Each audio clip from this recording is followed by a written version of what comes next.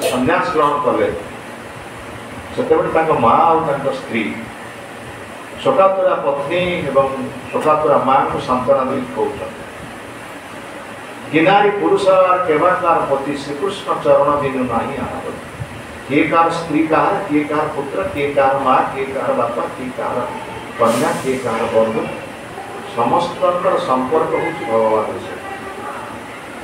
समस्त संपर्क भगवान हूँ समस्त पिता ये जो संपर्क आम मान आसी पिता पुत्र पति पत्नी बंधु बांधव ये सब हूँ अनित्य संपर्क ये नित्य संपर्क नहीं तेणु मत तुम्हें जो पुत्र बोली भावुच मु तुम पुत्र गोटे पुओ चली जाइए सन्यास नहीं विश्वरूप तेणु मत तुम्हें भाविल मो घरे रही तुमको पोषी पाली मनीष करी आ सब पुओ मैंने रोजगार कर पैसा दौरान टंका दौरान बापा माँ को पैसा दौरान केते जन पुओ बापा माँ पैसा दौरान से जाने बापा माँ कहे केते जन पुओ मैंने बापा माँ पोषुन आजिकल पुओ बह कर सारा पुओ तार अलग बापा माँ अलग माँ तो बापा अलग हो पुओ कथा छाड़ बापा सागर माँ भी रो और तार समस्त सन्यास नहीं गए आम भावुल आम सन्यास समस्त सन्यास नहीं पुओ पुओं भितर मन मालिन्य स्वामी स्त्री भितर मन मालिन्य पति पत्नी मन मालिन्य समस्त मन मालिन्य समस्त अलग अलग रही है प्रकार अवस्था कौन संपर्क तेणु ये संपर्क हूँ अनित्य संपर्क कृष्ण संपर्क जो संपर्कित हम ताले प्रकृत शांति से प्रतिष्ठित हो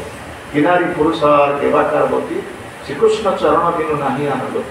महाप्रभु कहते समस्त पुत्र मैंने टंका आनिकी धनरत्न आनिकी परिवार को दिखते समय दौले महाप्रभु 500 वर्ष दबार कथा महाप्रभु कहते जो भावुच मु तुमको परिवार पोषा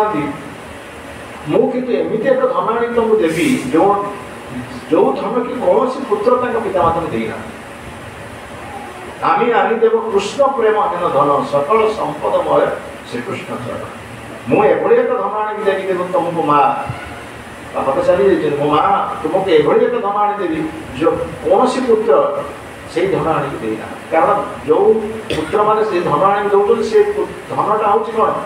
ना टंका ब्याग रखिले खर्च हो घरे रखिले खर्च हो कृष्ण प्रेम रूपक धन हूँ स्थायी संपत्ति परमानेंट बैंक बालांस से खर्च से बढ़ी बढ़ी बढ़ी चले ये कथा महाप्रभु कहते आमी आनी दिव कृष्ण प्रेम हेन धन सकल संपदमय श्रीकृष्ण चरण से ही से परम बंधु से ही पिता माता श्रीकृष्ण चरण दे प्रेम ताको ही परम बंधु बोली कहते ही प्रकृतर पिता बोली कहते ही प्रकृतर माता बोली कहते जी आम मान भगवान पादपत्र प्रपन्न होगा शिक्षा प्रदान कर सकल जन्म प्रत्येक जन्म में पिता माता आसुँच प्रत्येक जन्म में पति पत्नी आसुँच प्रत्येक जन्म में भाई भाई आसुँच जो जन्म में आम कृष्ण आसुँच गुरु आसे जन्म आम सफल से जीवन आम सफल से कथा बर्तमान कुंती देवी कहते प्रकृत में आप जो भाई भाव में आपको साहय कर विपद समय विपद जिते आसी आप सब विपद आम संपद हो आसपाई विपद को सर्वदा ही आपको आह्वान कर मत विपद सर्वदा कारण विपद आसले ही आपको दर्शन पाई आ दर्शन आपन कले मोर पुनर्जन्म हो बड़ा जिन आम कहीं विपद चाहूँ आम चाहूँ संपद